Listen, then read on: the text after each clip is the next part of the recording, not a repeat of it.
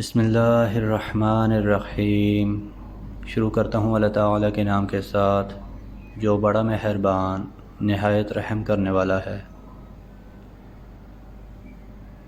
حضرت ابو ایوب انصاری رضی اللہ عنہ کہتے ہیں کہ رسول اللہ صلی اللہ علیہ وآلہ وسلم نے فرمایا، وطر ہر مسلمان پر حق ہے، جو 5 پڑھنا چاہے 5 پڑھے، جو 3 پڑھنا چاہے 3 پڑھے، اور جو 1 پڑھنا چاہے 1 پڑھے۔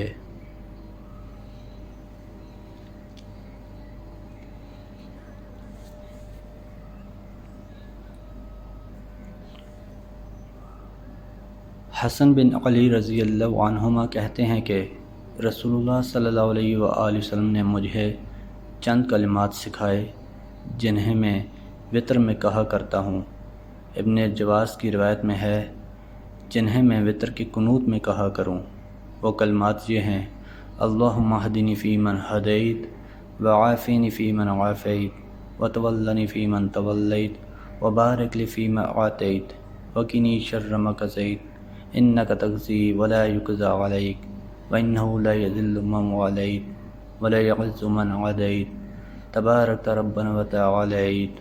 اے اللہ، مجھے ہدایت دے ان لوگوں میں داخل کر کے جن کو تو نے ہدایت دی ہے، اور مجھے عافیت دے ان لوگوں میں داخل کر کے جن کو تو نے عافیت دی ہے، اور میری کارسازی فرما ان لوگوں میں داخل کر کے جن کی تو نے کارسازی کی ہے، اور مجھے میرے لیے اس چیز میں برکت دے جو تو نے عطا کی ہے، اور مجھے اس چیز کی برائی سے بچا جو تو نے مقدر کی ہے۔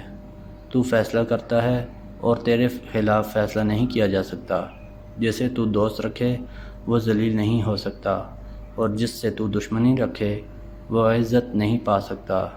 اے ہمارے رب، تو بابرکت اور بلند و بالا ہے۔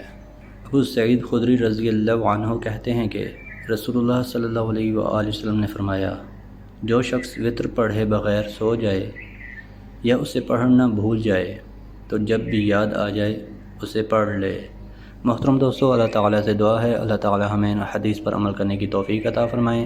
اللہ تعالیٰ ہمیں دونوں جہانوں میں کامیابیاں عطا فرمائیں، آمین یا رب العالمین۔ ویڈیو کو ثواب کی نیت سے زیادہ شیئر کریں۔